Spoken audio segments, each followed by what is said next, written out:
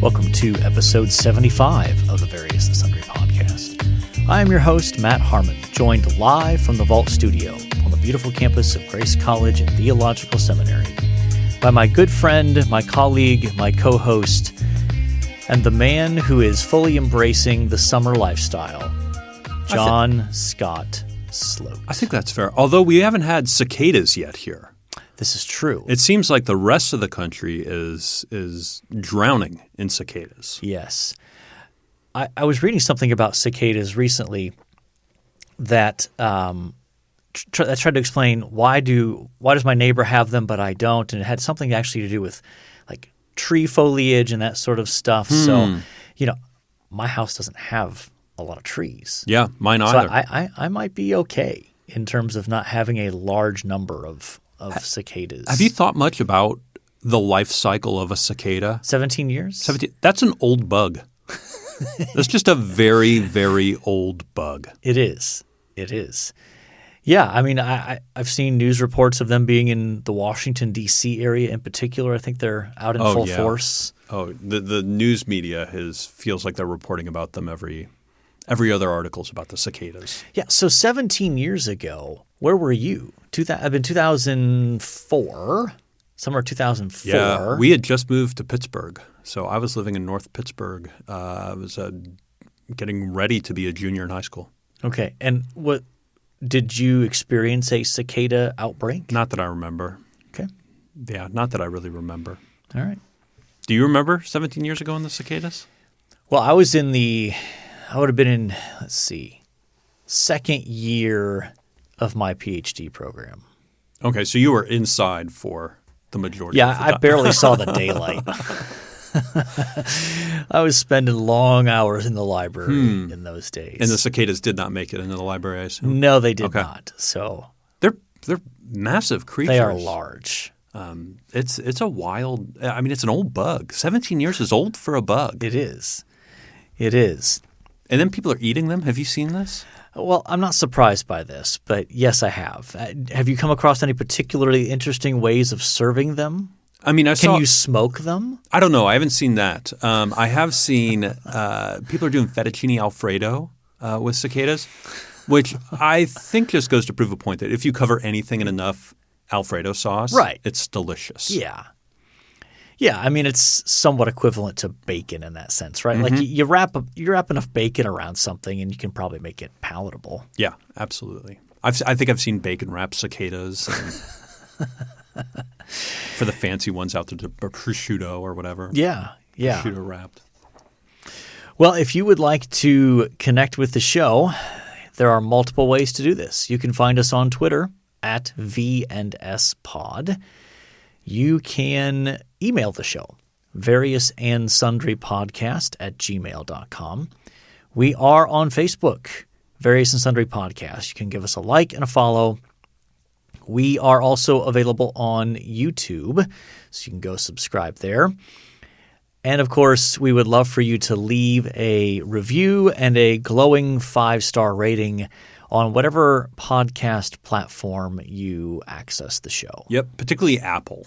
Yes, that would be especially helpful. Or just tell somebody else to listen. Like an email I got this week was tagging me in with some students at a university, and they were just like, hey, and you should listen to his podcast, The Various and Sundry, which was a lovely plug from former graduate Ryan Stainfield. Oh, okay. Yeah. Nice to know. Yeah. Yeah. So, okay. What is going on in the world of sports, John? Well, we're knee deep in the NBA playoffs right now. That's going on. My Knicks got eliminated. Yes. Which I think we all saw coming. I was hopeful that they'd win the first round, but they ran into Trae Young, who seems to be blossoming during this time. He is auditioning to become the new Reggie Miller. Yeah. The new villain that – for the Knicks specifically? Well, in particular, but even they played in Philly yesterday, and he's clearly embracing the I want to be the villain. Mm-hmm. I want to be the guy that everyone is just going to boo like crazy when I go into your – he's going to feed off it. And I'm going to light you up and, revel in that. Yeah. I can see that. Yes. So Knicks are done. Lakers done. Yeah, that was surprising. Well, once AD got injured, I think that was when that was it. Yeah, when it was over. So let's see what else is going on here in the playoffs. Let's talk about probably the strangest playoff series in the first round. Clippers-Mavs. For the first time in NBA playoff history, the road team won the first 6 games of that series. That's never happened before. Wow. Bizarre. That's wild. And then, of course, the Clippers won Game 7 on their home floor. But that series tended, I think, even further elevated Luka Doncic's status. The mythos surrounding him. Yep. He just needs some help. Yeah. There's just nothing else there. It certainly didn't come from Porzingis. No. They need to go out and get maybe a Bradley Beal. Or imagine if they could pair him if they could pair Luka and Damian Lillard. Blazers were also eliminated. That'd be incredible. That could be a combo that could win something.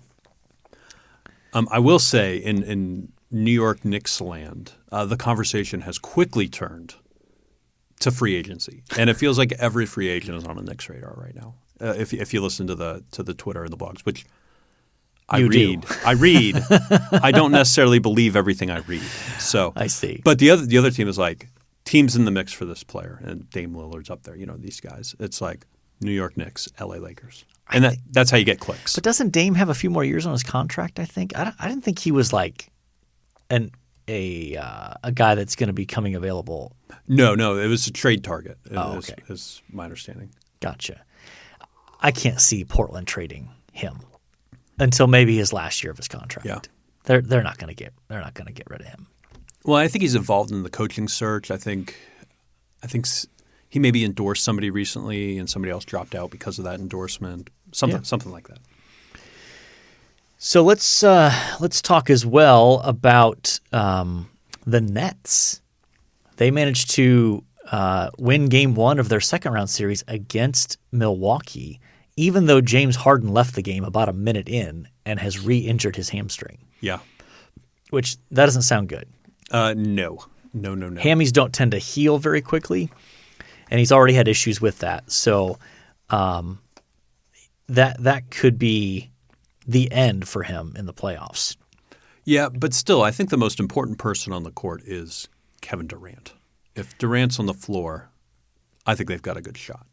Yes, I think they could still win the NBA title without Harden. Mm-hmm. Between him and Kyrie and Joe Harris, Blake Griffin, they got good names there. And here's the thing, those are guys that are really good if they're your fourth or fifth or sixth player. They're not guys that you want as your one or your two in terms of your one or two best players.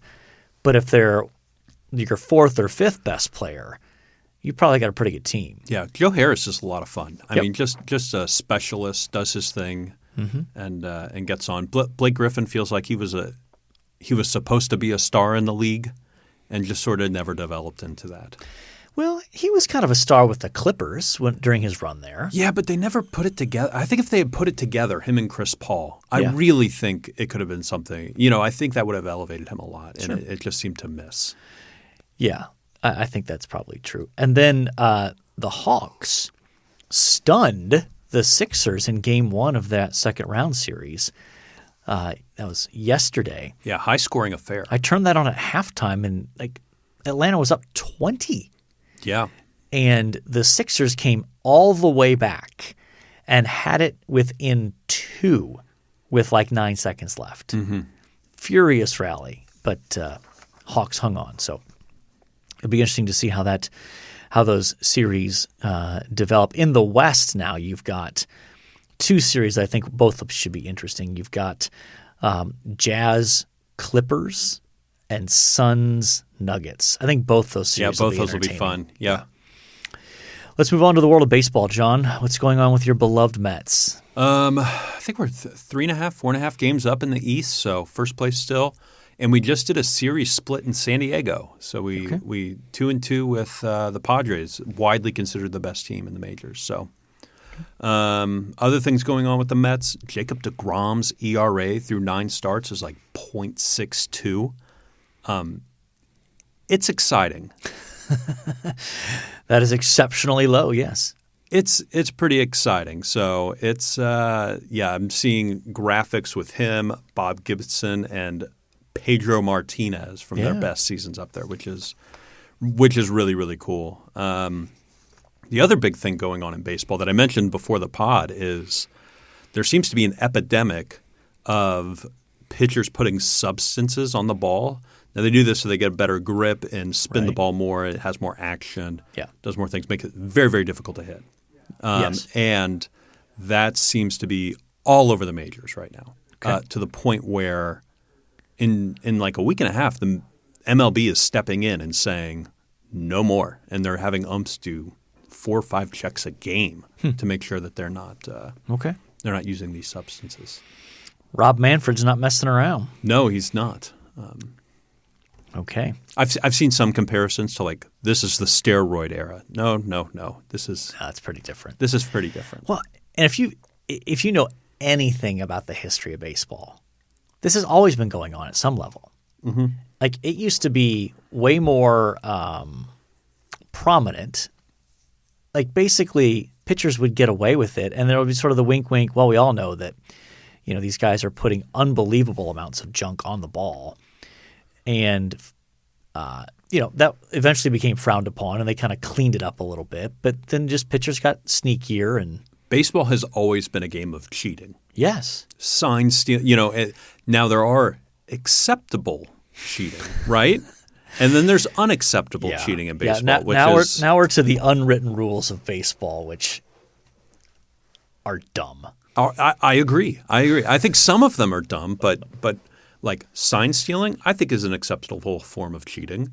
I think banging on a trash can using a center field camera to tell the batter what pitch is coming is not an acceptable form of cheating. Yeah. So, like, can we agree on the fact that it's dumb that unwritten rules of baseball address things like bunting to break up a no-hitter? Like that's frowned upon, obviously. Yeah, I think that's dumb. Yeah, or swinging at a 3-0 pitch when you're up, or stealing a base when you're up like 12-0. Yeah, those kind of things. I agree. I think those things are dumb. Yeah. In any case, that's what's going on in the world of baseball. So drama, all the drama. Yes. Now, it is the summer. And as part of our summer tradition, you just threw down your pen on the table. I did, very dramatically. Like you have some beef. Very dramatically, yes. As is our summer tradition, we have selected a book that we're reading through. We've announced this the last few episodes, and that book is Jesus the Great Philosopher, Rediscovering the Wisdom Needed for the Good Life by Jonathan Pennington. And we have encourage you to read the first 3 chapters. Yep. Because that's what we're going to talk about here this week. We will be discussing about 50 pages a week for this episode, 2 episodes after that, and then the 4th week when we will have finished the book, that's when we will air our interview with Jonathan Pennington. Yeah. Which we're recording next week. Yeah, I can't remember. It's coming up. Yeah. So, anyway, let's talk a little bit about this, about the book, and why is Pennington writing this book? That's always a question that I think can be helpful to try to figure out. Why is the author writing this? So, what's your take? Yeah, that's a good question. He's had 2 or 3 books come out surrounding the idea of human flourishing, which is certainly a central topic in this book. Yep. Why he's chosen that, I think that's a good question for him, and something that I wanted to ask him about was what has gripped you about this topic, because he's done this book, he's done a commentary on the Sermon on the Mount and human flourishing. I imagine he's seeing this crop up in the Gospels as he's studying it and seeing it as a neglected piece that the church needs. What were your thoughts?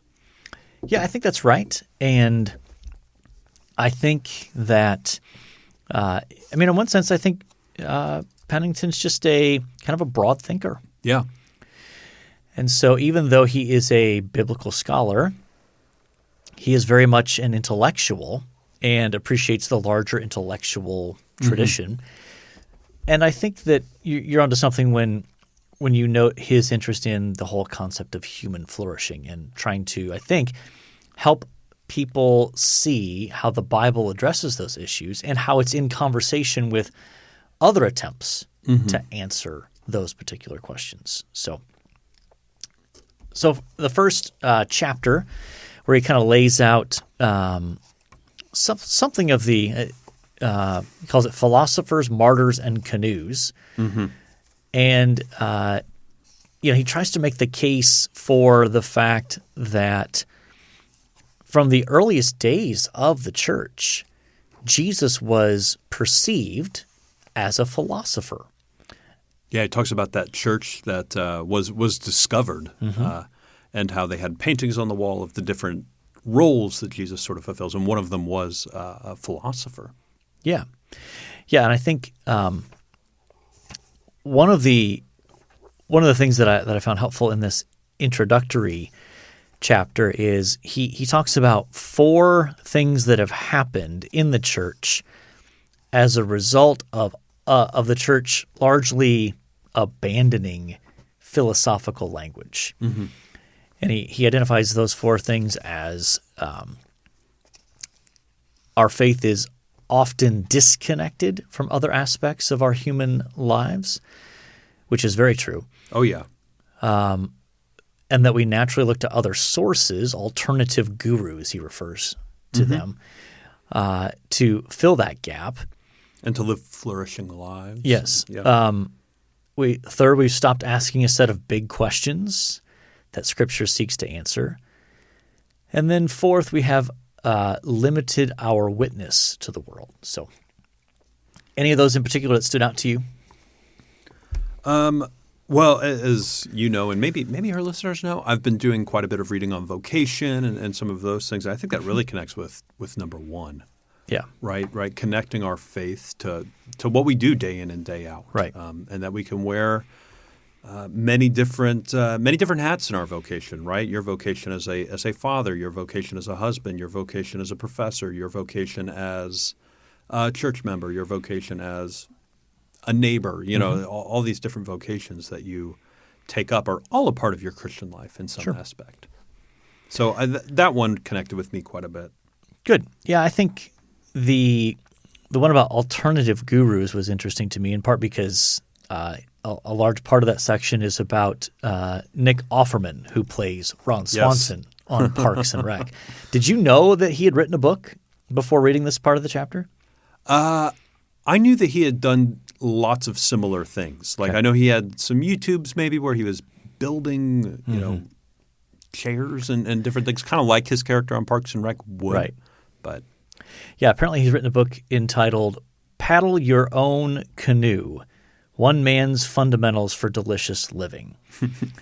And, it's got his own sort of life advice in there. And it's interesting, I didn't realize this, that apparently he grew up as was it Catholic? Yeah. And then claims to have had some kind of evangelical or born-again experience like his freshman year in college or something, but that he's essentially walked away from that and now has a pretty strong chip on his shoulder against the church, against Christianity. So yeah. Well, and you can kind of see that if you've ever seen an interview with him.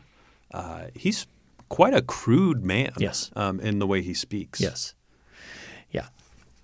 So and then in chapter 2, Pennington helpfully lays out the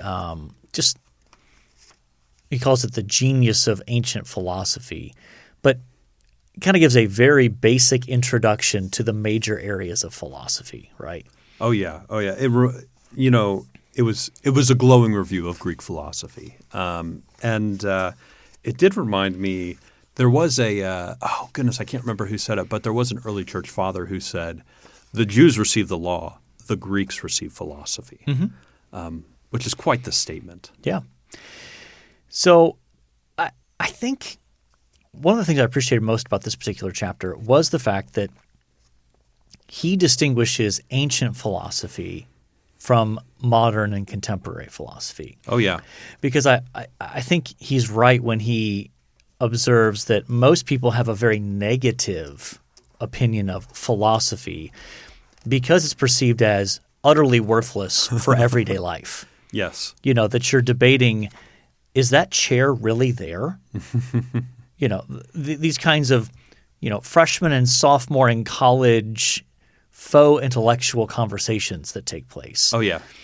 And he tries to make the point that in the ancient world, philosophy was a way of life, rooted in larger issues of metaphysics, understanding the nature of reality, on understanding how do we know things. So it's a way of life founded on those huge questions. And his point is that basically what's happened in modern and contemporary philosophy is that the so what, the everyday life application of it has disappeared. And so therefore when people hear philosophy, they think of these esoteric kind of intellectual questions that have no real everyday impact on their life. That are really disconnected from real life. And I think that shows in goodness, Doc, if I were to tell you your son was getting a degree in theater, you would probably be like, oh my goodness, he's never going to get a job. Signing up for a life of poverty. Yep. Yes, and there's kind of a similar thing with philosophy, right? If your son were to major in philosophy, you'd be like, okay, how is philosophy going to pay the bills right. at the end of the day? And I'll never forget, my parents were moving. Oh goodness, from Pittsburgh to Tennessee, maybe I can't remember. They moved so much. But they had movers come over. I remember talking to the guys. They were all probably 2-3 years older than me. I was still in college. And they all said, yeah, we went to college. I was like, where'd you go? They said, this is, and what did you guys major in? They were all, I think there were 3 theater majors and 1 philosophy major. And they were all professional movers now. Yeah. Yeah. Yeah. I mean, that's certainly the reputation. And then we need to move on here. But the third chapter, which I think is interesting, is Pennington then tries to help you see how the Old Testament addresses those 4 areas of philosophy and has answers for the big questions that philosophy asks and how they connect to everyday life. Yeah. It was a really good chapter. And the chapter following it is what the New Testament answers those questions. So. Yeah, so for next episode, we will discuss the next 3 chapters. So let's go that's 1, 2, 3. So chapters 4, 5, and 6. Yep.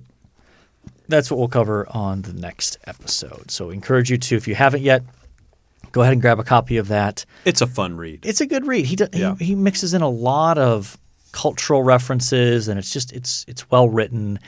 Even if you're like, I'm just not into philosophy, you can still enjoy this book a lot. Agreed. Okay. The time has come, John. Okay, yeah. Are you ready for this topic for today? I think so, yeah. Okay. As ready as I'm going to be. Okay. Because I'm excited to see where we line up on this. Okay, because we have the potential to step on the toes of one of your favorite people, so gotta be careful here. Yeah, I'll probably be more gracious to him than you will, I think. Maybe. Oh, goodness. So last week, was it last week? I think it was last week, or about a week ago. Your boy, Timmy K. Yep. Tim Keller, tweeted out a controversial tweet. And let me read the original tweet. God's reckless grace is our greatest hope. That was the original tweet. It caused a minor firestorm on Twitter among certain types of people. Shocking. Yeah, shocker. On Twitter? What? Twitter controversy? What?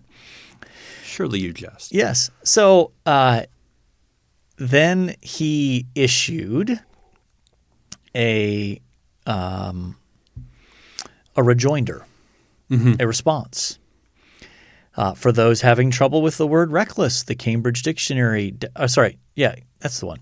The Cambridge Dictionary definition is helpful. God did not worry about the risks that his grace would cost. Mm-hmm. That still did not quell the firestorm. He issued another tweet regarding reckless. Points on all sides are well taken. The older, more poetic meaning of the word is to not count up or reckon. And then he gave a quote from Tolkien. Shrill and clear he crowed, recking nothing of war nor of wizardry. Okay, that's definitely good old Tolkien language. Yeah, that's some old English there. Yeah. So basically saying it's a synonym with lavish. The more modern word means to be irresponsible. So basically, part of his defense was I was using it more in the classic or older sense than the contemporary sense. So we went back and forth a little bit, texting, exchanging briefly. And this is something that this whole idea of reckless is not just about Timmy K, because, of course, there's a well-known contemporary worship song. Sure. Which refers to God's love as reckless. Reckless. It is the song is called Reckless Love. Mm-hmm. And as part of the chorus, there's a line, "Oh, the overwhelming, never-ending, reckless love of God." So there's been already debate about whether we should refer to God's love as reckless, whether we should sing that song in our churches or worship contexts. So, John, I will start with you. Should we refer to God as reckless? Or would you like to give any qualifiers before we actually answer that question directly? Well, so the song "Reckless Love" is from a group of musicians in Bethel, Bethel Music. Yep. These would be a group of – this is a group of churches that we probably would not share much in common with, right? I think you can remove that probably. Yeah. They would have the cloud of glory descending on their services. Have you heard of this? Yeah. Yeah. And it's a gold cloud of some house that they worship, and people are it's their Wikipedia page is ultra charismatic. Yeah. Which is not a term I'd come across before. Maybe hyper charismatic was the term. But don't forget the grave sucking. The what? The grave sucking. Are you not familiar with this? The grave sucking? Yes. No, I'm not familiar with this. Where they lay on the grave of someone, and there's some significance to that of bringing back the not resurrecting the person, but bringing back their spirit or something. It's bizarre. What's the sucking part? I think they're just laying on, maybe breathing in, Oh boy. So no, I had not heard that. Okay. I'd heard angel feathers appear. Yep. And balls of energy that they think are angels. So bizarre. Bizarre. So I have my issues with that band generally before we even get to the song Reckless. Right. I have concerns that not a lot of thought has gone into that imagery or even into the verbiage. Okay. I do feel differently about Tim Keller's tweet. I'm still not crazy about the word. Okay. But I can at least see what he's getting at and going, okay, whatever. I did Google that tweet. It's in the introduction to Prodigal God. It's a direct quote. Mm-hmm. So it comes from his book Prodigal God. So it does feel like this could be an intern who copied and pasted this for Tim Keller, and now he's out having to defend I believe the last line of his introduction to Prodigal God. So I feel like I can't equate these two things, the song Reckless Love and Tim Keller's tweet. Okay. Even though they use the same word. I imagine you disagree. Well, I would just suggest that it is reckless of Tim Keller to use this term in the contemporary sense of the term reckless. Sure. Which can be defined as without thinking or caring about the consequences of an action. Look, I get what Timmy K is trying to say. Mm-hmm. I think it's an incredibly poor choice of words. And I think that it's him falling prey to a desire to be edgy. Be a little edgy, a little thought-provoking. And I know you said it's in The Prodigal God. I get it. So, okay, so we can date it from a book that was 10 years ago. I think it's like 15 years ago now. It's been out for a while. So I get it. But I also get that when people hear the term reckless today, they don't mean it the way Tim Keller wants you to hear it. Right? Yes, I totally agree with that. And that's my all right, Tim, I understand what you're doing. I understand what you're saying. I still don't think it's a wise move. Okay. Because I just think, this is an extreme example. I'm not saying it's on the same level as what Keller has done, but it's comparable. If I were to say, I think every Christian should be gay. You mean happy? Right. Yeah. Right. But that's not how that term is understood in contemporary discussions or culture. No. Like the only way someone hears that as a reference to someone being happy is if you contextualize it. Or if it's in a Christmas song. Right. Or if it's clearly something like, oh, well, that was written 150 years ago. Mm-hmm. Of course, it doesn't mean homosexual. It means sure. Happy. And so I just think I think it's just irresponsible. As much as I appreciate Tim Keller, yeah. I think that he's smart enough also to know how contemporary culture hears the term reckless. Mm-hmm. That when I say reckless, it's almost never immediately understood as, oh, that's a good thing. Mm-hmm. It means someone, like you think, well, if I say apply the term reckless to a noun, we think of reckless driving, right? Oh, absolutely. Not good. Not good. A criminal charge of reckless driving. So I just think there are other ways to say what he wants to say. But my biggest criticism of Timmy K in that is that tweet was literally just what I read. No context, no explanation, sure. No framing, just our only hope is God's reckless grace. And, if that was at the end, if that was the last sentence mm-hmm. of 2 or 3 sentences before it where he prepared you for that to understand it the way he understands that term, that's one thing. So I see it as different than being at the end of his introduction to his Prodigal God book. Mm-hmm. Because he's set you up for it by the time he gets to that sentence to understand it in a way that is probably a little different than you naturally he does. Understand it. He does. He goes on to explain it for maybe a paragraph or something without drums, Yes. Who would have thought that being in here I don't know if everybody can hear that on the pod, but there's drums right beneath us somehow. I thought students were gone. Yeah. Well, maybe it's one of our faculty. Perhaps. I know who I have a good guess as to who it is. Who is it? It's probably the son of one of our faculty who is I had that thought as well, yeah. Who's a drummer. In any case. A son of one of our tall faculty. Very tall. Yes. Very tall.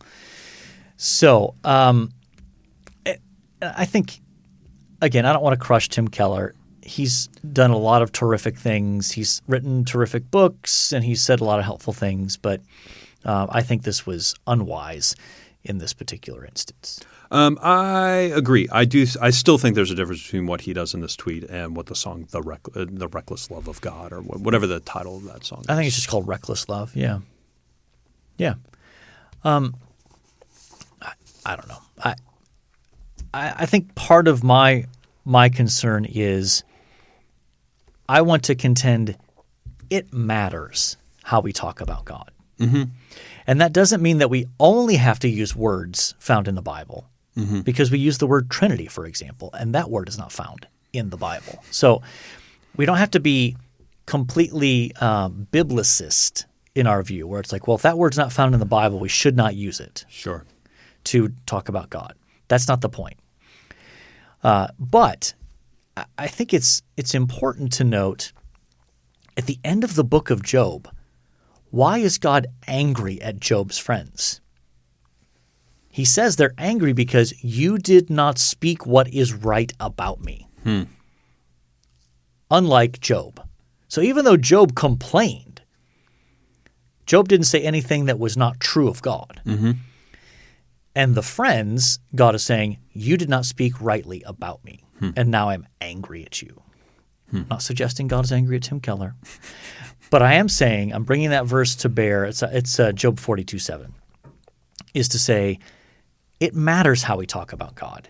It matters that we're careful in what we say about God. And it matters especially in the context of using terminology in our culture that is easily misunderstood or more commonly used in a way that could lead people to misunderstand what we're saying about God. And when to further this point, I do think we live in a imprecise age when it comes to defining the divine. Like it's just like, well, what is God? X, Y, Z. And I think the Bible does give us some precision that we can say some things precisely about God. That if we replaced reckless with lavish, or mounting up treasure for us, extravagant. Those would be wildly acceptable and applauded. Yes. So do better, Timmy K. Do better. That's the takeaway, right? And don't sing "Reckless Love" in your church. He's getting old. It's old age kicking in. You're gonna throw it on that. Yeah. You're gonna throw it on that. Do you think we should sing "Reckless Love" in our church? No. Okay. I don't think we should sing any Bethel music in our churches. Okay, I agree. All right. Anything else you want to add on that, or are you ready to move on to our athlete? We should do an episode on Bethel sometime. Maybe. To talk about what? Just how goofy they are? Or? I don't know. Maybe we watch some angel feathers appear, or a gold cloud or something. I don't know. Just a thought. Okay. I've known students that have come from Grace and gone to their school of supernatural healing. Yeah. So it is something we should talk about potentially. We'll put that under advisement. Okay. I realize this is not a planning session for our future. It is not. Future episodes, but we have those high-powered sessions with usually tacos of some kind. Yeah, absolutely. Quesadillas. Yes, 26th Street 26th Grill. Street Grill. Though I'll tell you what, my wife has started making quesadillas at home. Yeah, that rival those. They are fabulous. Now, is she trying to get to that level? Because there was a cheeseburger soup incident of There was the cheeseburger and soup incident, yes.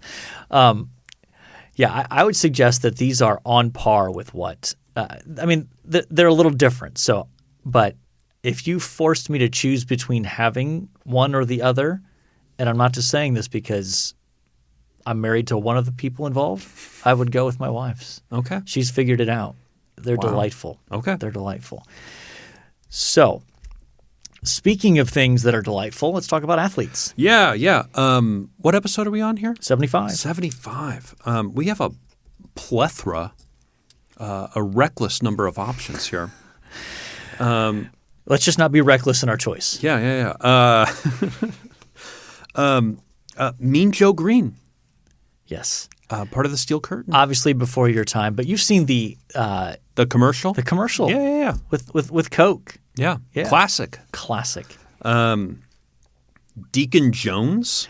Yep. Defensive end for the Rams, Chargers, Redskins. He's been credited with coining the expression sacking the quarterback. So they didn't keep separate stats for sacks, but he coined that phrase, and I forget what year they started making it an official statistic. But a fearsome defensive end in the 60s and early 70s? Jonathan Ogden. You remember him? Yeah. Offensive tackle. Yeah, a little bit more in your lifetime there. Yeah, in my lifetime. Yeah. Ogden was real good. Yep. For a little more than a decade. He was an anchor of that Ravens offensive line. Yeah. Barry Zito. I had to dig to find a baseball player. Yeah. Well, Zito's a good one. Yeah. He was he had a great curveball. Played for from 2000 to 2015, though I think there was one year that he did not play, maybe 2014, for the A's and the Giants. And I can't remember if he won a Cy Young, but he won a World Series in there.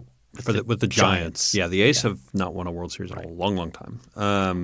But he came up in that famous A's organization with Billy Beane as the general manager. And then do you want to do the Ohio State player? Of course. There's really only one answer to this number for Ohio State football, and that is Orlando Pace. The pancake? The maker of the pancake, yes. Do you have a nickname? I don't remember him having a nickname. But he won the Lombardi Award, which is the award in college football for the best lineman, offensive or defensive, 2 years in a row, which had never happened.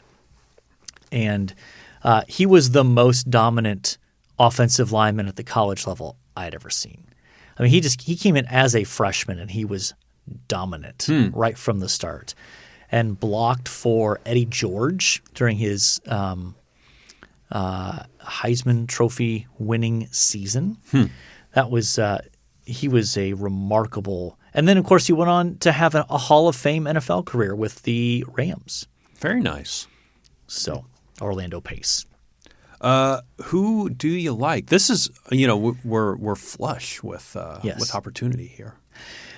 Okay, well, I'm going to put my cards on the table for you and for our listeners. Okay.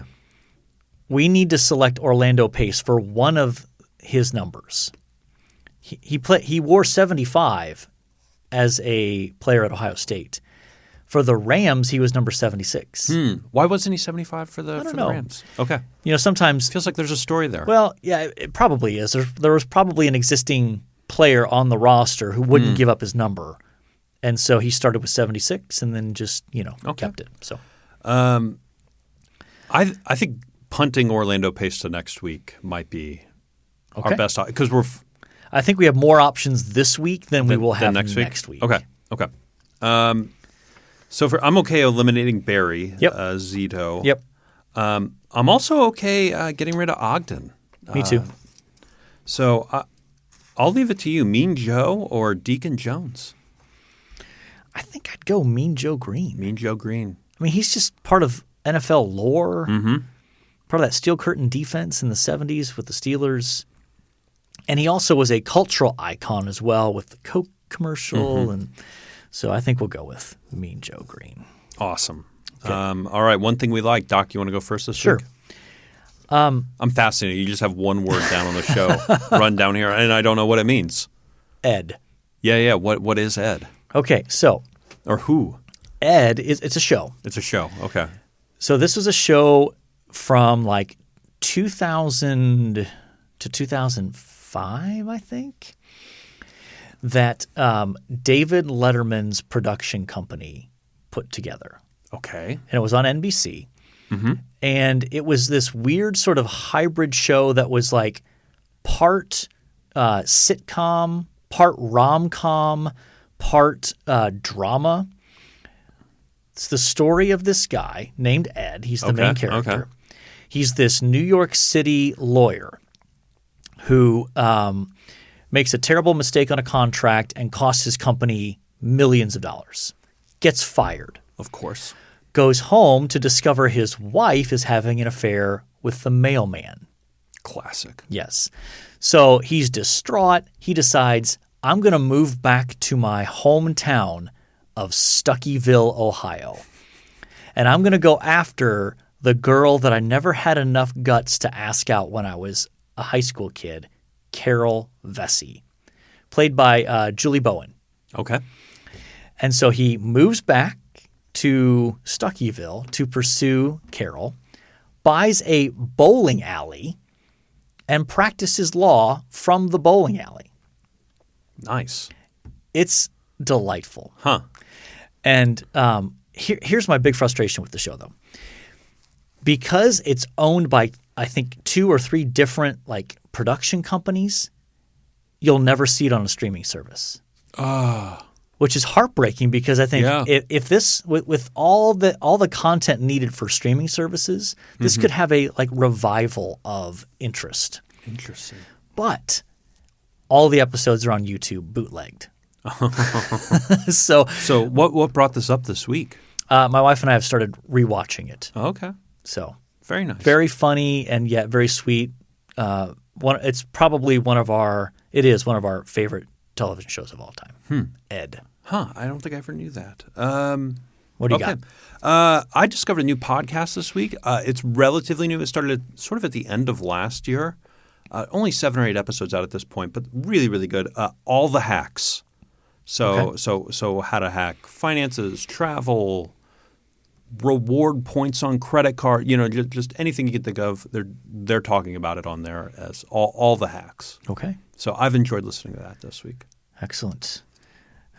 Well, we are your source for entertainment suggestions, podcasts, old television shows, books, you name it, we provide it. That's why we are Various and Sundry Podcast. Because we talk about things like NBA playoffs. We talk about things like Jesus the Great Philosopher.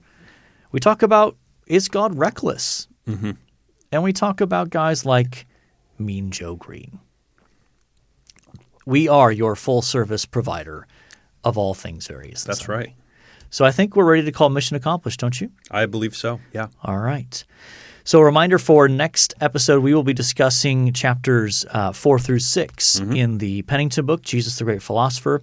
Make sure you check in with that and look forward to eventually our interview with Jonathan Pennington that we will air down the road in a few episodes. So I think that at this point, all that's left to say is, until next time, the Lord bless y'all real good. Later.